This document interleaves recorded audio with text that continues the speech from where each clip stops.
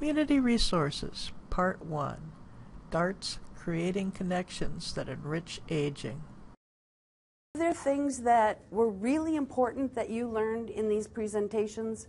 Were there times when you were bored and thought I was being too detailed? If you could kind of give me your overall perspective on the presentations, I would appreciate it. And then you'll notice that there is a new form this time that you've never seen before, and that is this little Elder Care Partners form. Elder Care Partners is an organization of 3 nonprofits in the Twin Cities, Volunteers of America, the Wilder Corporation, and DARTS, that supports caregivers through caregiver coaching, caregiver access assistance. And so I've been telling them about this group and how important I think this series is and how cool I think it is that the state of Minnesota is offering it to their employees.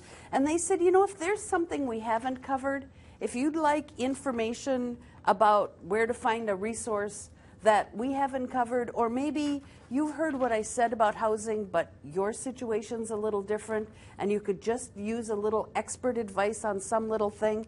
If there's something like that going on in your life, if you want to fill this out and leave it with you with the evaluation at the end, then I'll have one of the caregiver coaches from Elder Care Partners contact you specifically to help with your specific issue. Also, last time I was here, a couple of you mentioned that you'd like to get more of the handouts from the dementia and memory loss, and so I brought those. So if you were one of those people, that's there. All right. So let's start on community resources. I hope those of you that live in Dakota County know that if you want to know where to find help for any kind of an aging issue, you don't need to listen to this presentation, you just need to call DARTS. But what if you're in Duluth or Aiken or Fargo or Montana for that matter? Where do you find resources for your loved ones? And so that's what we're going to walk through today, is the whole I really don't know where to start and I really don't know where to go. And we're going to walk through that process in a way that would work for you to find community resources wherever your loved one is in the United States.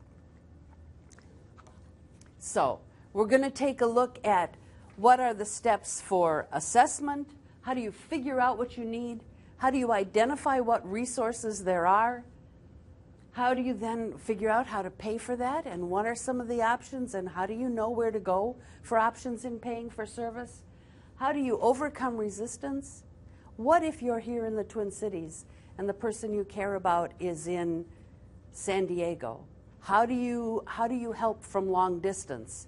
And then finally, what are the local resources here that can help you connect to local resources or can help make that connection to resources across the country? So those are the basic topics we're going to talk about. And I want to start with assessment. Some of you may have heard me tell the story about when we found out that my mom had 2 days, 2 weeks, 2 months to live. And it just happened to be over the Christmas holiday when she had that angiogram of her heart, and we found out that only 24% of her heart was still working and that her time on this earth was limited. I'd like to point out that my mom lived for almost exactly 7 years, but we didn't know that at the time. What we were working on was 2 days, 2 weeks, 2 months, and it was over the Christmas holiday. And as any child would do, I wanted help for my mom now. And so I called the American, I didn't know where to go for help, and the discharge planner said they'd get in touch with the county caseworker, and a county caseworker would be in touch with us to set up services, but that wasn't going to happen for almost a week because of the holiday. And of course, that wasn't good enough for me. So I called the American Heart Association because, hey, she had heart failure. And I said, my mom has congestive heart failure, and we need to help her. And they said, great, what help does she need? And I said, well, whatever help you give to someone with congestive heart failure. She has congestive heart failure. Don't you guys deal with people with heart failure? And they said, well, all right, but we need an assessment. I said, an assessment? I've got a diagnosis from a doctor. I've got the results of an angiogram. They drew the picture of her heart and showed it. Whatever. All right, really, you don't get it. Hung up the phone. Called, I don't even remember who I called next. Oh, the American Red Cross. They do disaster planning and they help people all the time. And I was a disaster. So I called the American Red Cross and I did the same thing. My mom has congestive heart failure. Oh, I am so sorry. What kind of help do you need? Well, the kind of help you give to someone with congestive heart failure. We need someone to do an assessment. And I've got a diagnosis. Hung up the phone. Luckily, my mom and dad, you know the part of my introduction that says Colleen's connection to DART started decades earlier? That's because my mom and dad were two of DART's original volunteers. And so luckily I was smart enough to call DART's. And the woman said, oh, we need to send someone out to do an assessment. I said, I've got a diagnosis. And she said, no, an assessment is, does your mom need help getting dressed? Well, yeah. Can your mom fix her own meals? Oh, I don't know. Can her mom do her own laundry? No. Well, that's what we need to have someone come out and do an assessment. And they were lovely enough to explain the difference between an assessment and a diagnosis. So that's the process we're going to walk through. And as you look at the handouts, probably the most beneficial handouts of all of the handouts I have given you guys is on page 2 and 3 and 4 of the handouts today. So you will find the basics of an assessment. And this is just something that you as a caregiver can do as a guide to walk through trying to analyze why it is you're concerned about the older loved one in your life, specifically what it is that you're concerned about, and qualify that so that you can then begin to have a conversation about where to go. So I'm going to be quiet for a few minutes and just let you take a look at that and maybe fill it in. And you'll notice it says always, almost, most of the time, almost never, so that you can begin to prioritize where your concerns are for your loved one as well. I just said I was going to be quiet and then I kept talking. Let me be quiet for a couple of minutes. So as you look at that list now, is it starting to feel more manageable? Not that we've given you solutions, but at least have we given you a way to start thinking about your concerns?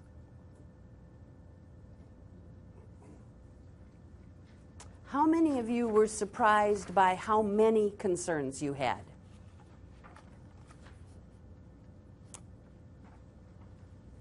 How many of you found things on this sheet and went, oh, well, really, that's hardly ever, and were concerned, found out that, gee, there are fewer things. It could be a whole lot worse, just saying, and it always could, knock wood. All right, so now let's begin to look at resources. If one of the things you checked is that they need help doing yard work, well, that's an easy one. Maybe there's a grandchild, a neighbor, a church group, a Cub Scout group, whatever. Some of those are just kind of common sense. Oh, yeah, we can bring someone in to take care of that. Check. Let's move on to the next. But let's start taking a look at the resources that are available to help.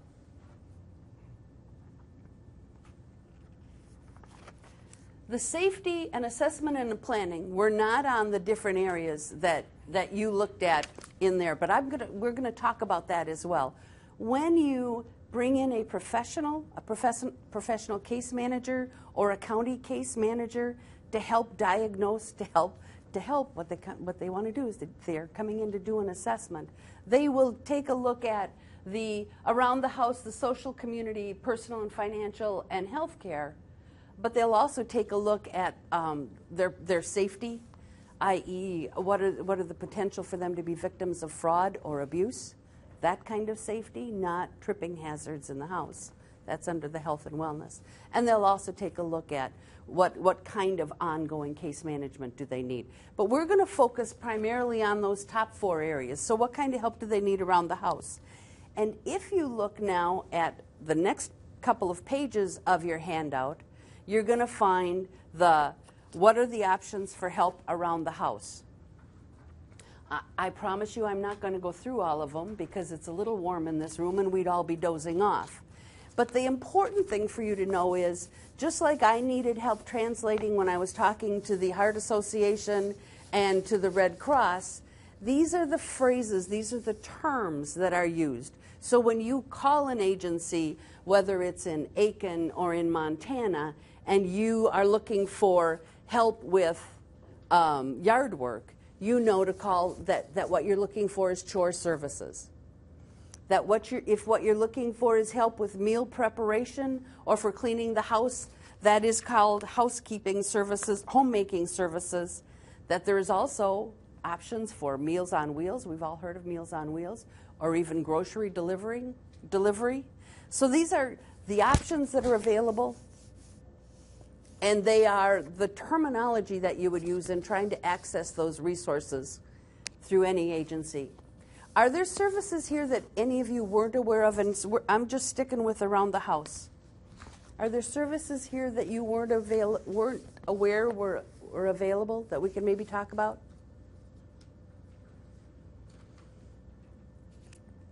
How many of you knew there were options for congregate dining? And that is a place they can go and have a meal with other older adults. Yeah, the senior centers often offer them, often in conjunction with the mobile meals or the Meals on Wheels program. They will also 1 day a week or 3 evenings a week, depending on the community, have a congregate dining option. And so for those seniors who feel socially isolated, that can be a nice way once a week. You don't have to have a conversation, you don't have to play cards, you don't have to do a jigsaw puzzle, but you can just share a meal with other older adults and just kind of have that connection to people of relatively your same age group. All right, so then the next one we're looking at is kind of a bridge to that. Other socializing options, whether it's adult day services for someone who's not appropriate to be left on their own during the day, to going to the senior center for that card game. When I retire, I got to tell you, I'm going to have at least a year of playing cards and doing jigsaw puzzles. I can't wait. In fact, I've got 2 friends that have each promised me a weekend jigsaw puzzle trip. Who knew? But I'm going to do that. I know most boomers, they say, aren't going to want to play cards and do jigsaw puzzles. I can't wait. But there are others who really just want to travel. There are others who really want time to do nothing. We all get to find our own way and our level of introvert and extrovert on it. But these are some options, including volunteer opportunities. What kind of barriers do you think an older adult might have to being a volunteer?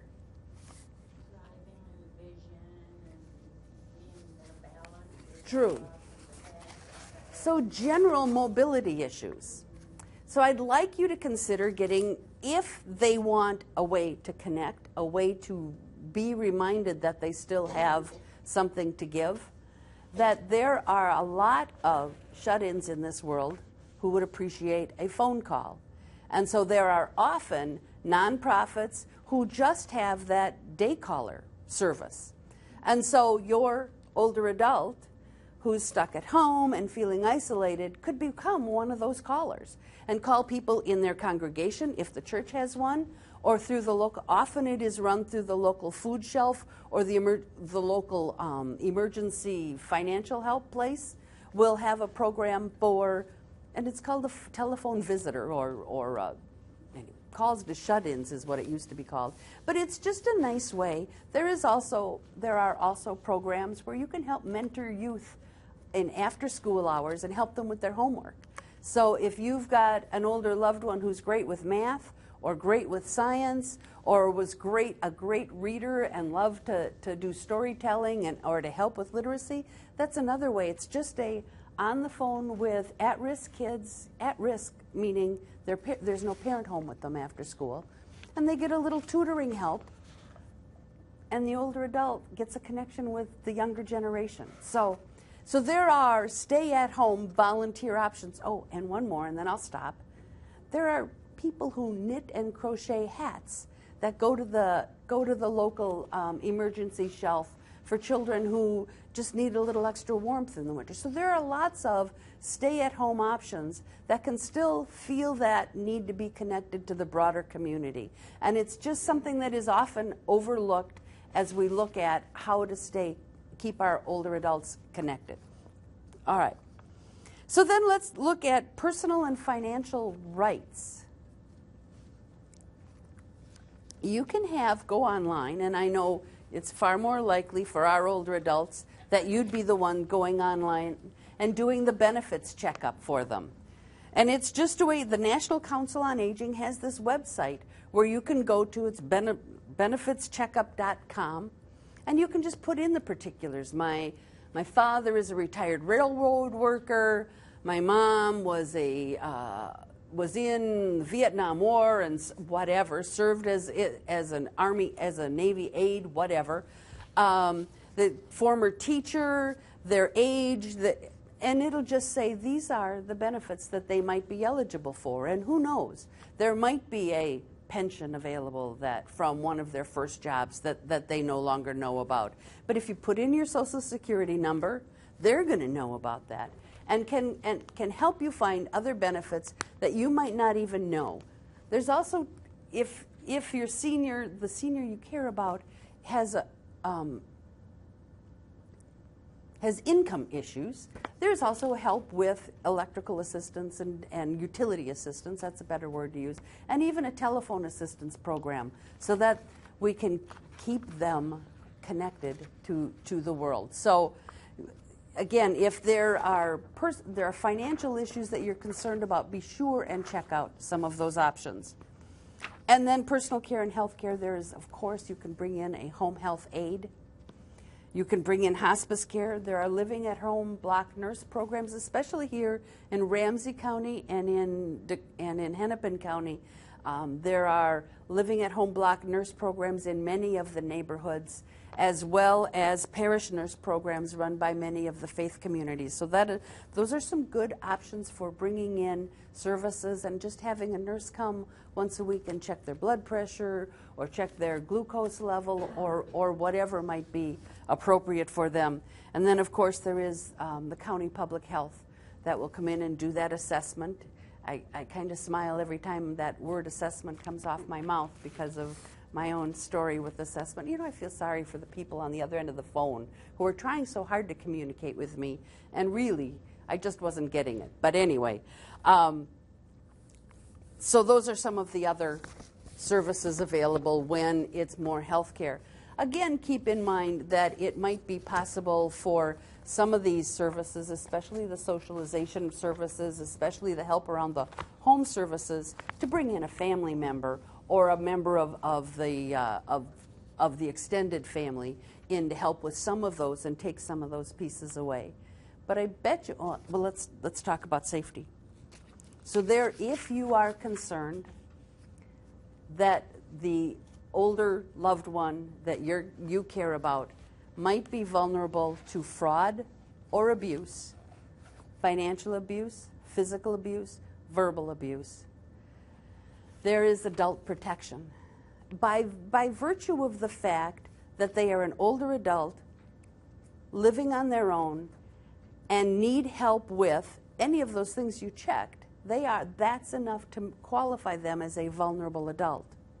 So then if you are concerned that they could potentially be a victim, then it's time to call adult protection and get some help in there to help analyze the situation and help put up safeguards.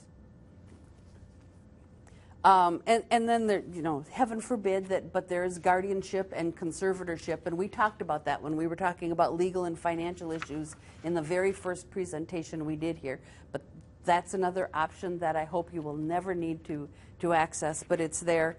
And then, of course, the personal emergency response and the telephone assurance programs. All right, and then finally, assessment and planning.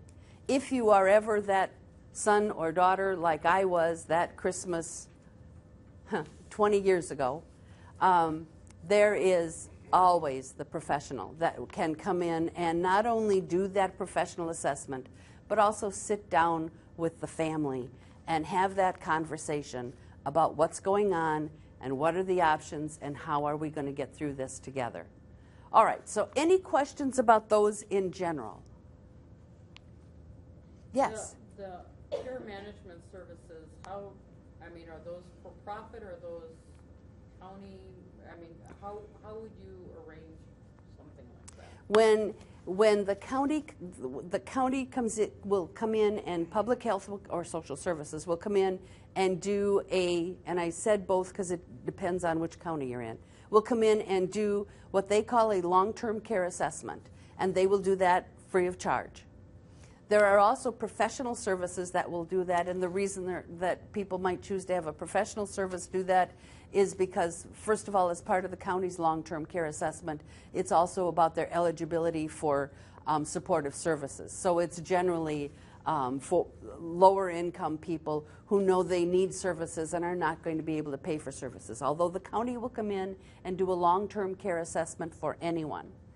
But also it could be that it might be 30 days before the county can get there, and if you're that child like I, that's not good. I wasn't willing to wait 3 days.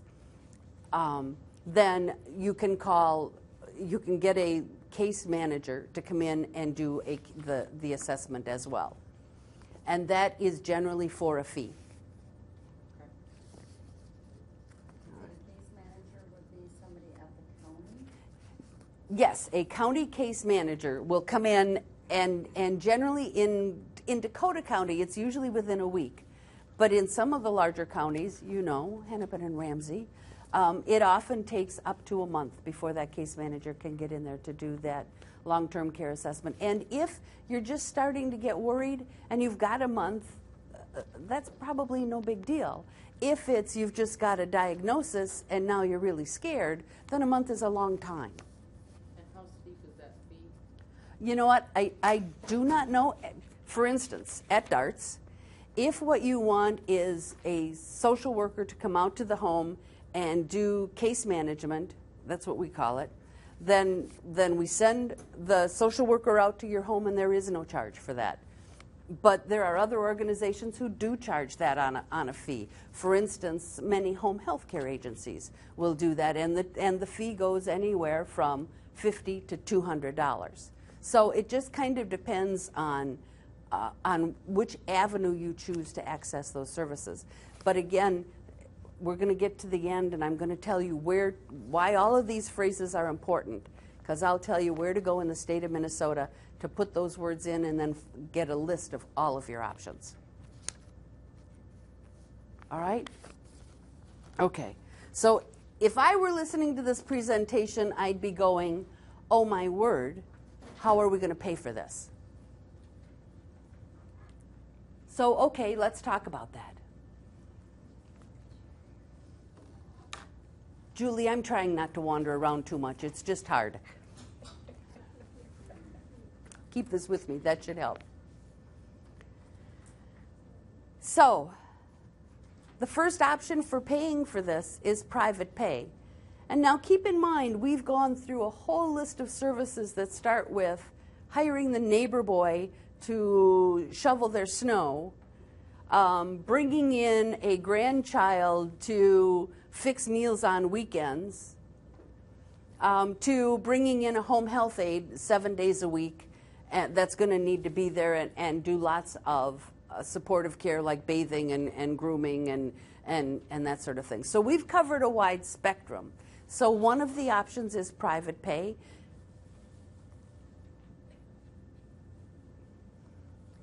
Another option is alternative care or elderly waiver. And there's a description of alternative care and elderly waiver in your program. The differences are nuanced between the two, but alternative care and elderly waiver are federal programs run through the county, and they are part of the reason why you would bring the county out to do an assessment, because this is part of what they're assessing, is does that homeowner qualify for for subsidized programming through either alternative care or elderly waiver. So that's the reason you would bring, lots of good reasons to bring the county in to have them do that assessment. They're experts at doing those assessments. But another reason is then you'll find out if your loved one qualifies for either alternative care or elderly waiver. Of course, I'm hoping that all of you are concerned about older loved ones who are at least on Medicare. And Medicare will help pay for many of the services we've been talking about. Used to be that Medicare was just for health care and nursing home care in bits and pieces. But now Medicare understands, too, that it's less expensive to provide services in a senior's home. And so Medicare will help pay for some in-home services, not all of them. Medicaid or medical assistance is another option, of course, again for the lower income. There is Medigap insurance, as in Medicare Part D. Long-term care insurance, and one more commercial. I think I've been here 5 times, and in every one of my 5 presentations, I think I've managed to say to you, long-term care insurance, long-term care insurance. The time to get it for all of us in this room is now. It is available through your employer, I assume, and long-term care insurance will help pay for care in the home. It will help pay for care, some part of the care in assisted living, and it will pay for some parts of the care in nursing home. So the longer you wait to get it, the more expensive the premiums are, generally available at reasonable rates through your insurance. How many of you have older loved ones you're concerned about that have long-term care insurance? Yay, and congratulations for the visionaries, because there was no one out saying what I just said back when those older loved ones were in the workforce. And so, so please, I hope you heard me, because I think I've said it a few times now. My understanding that long-term care insurance, at least the stuff that's been made available to us, is only for a limited amount of time. It's not from the time you retire until you pass away. There's a difference between long-term care and long-term disability. Oh, no, this was long-term care that we were talking about, with long-term care insurance. All right, so, but it seems to me at the minute their expenses get to be over $3,000, you'd want to implement that. So, and so, yes, it may eventually run out, but if they never had it, that would have all come out of pocket anyway. So, Whatever my parents have, the fees do go up, and what it covers does go down. yes. You know, I mean, if you read the fine print, it'll say that rates won't go up unless everyone's go up. I get that. And look at the world we're in. But then you hear on the radio, they say people are living longer, so it's supposed to be costing the companies less, but then why are rates going up? But 80% of the medical care that any of us ever get in our life happens in the last 2 years of our life. Who knew? But, so it doesn't matter how many more years we live, there's still generally that massive medical expense during the last 2 years. I hope that's not the case for any of us, but that's the paradigm that they are living under. So, oh, and then don't forget about veterans benefits or other retiree benefits. The railroad union and the postal workers union, at least while it's still solvent, there may be other pension type benefits, especially benefits that your parents are eligible that can help pay for this service. And then keep in mind that there are nonprofit organizations that offer these services, and often on a sliding fee scale. So at DARTS, for example, there is a charge for just about everything we do. That sliding fee starts at 0 and goes up from there. And so if you have a parent who's going to need some of these services, and private pay is an option but is a limited option, then you might want to seek out a nonprofit to have them help you access those services and help you find those places where there is a sliding fee that may move them out of what is called market rate into a rate that is adjusted for their income level.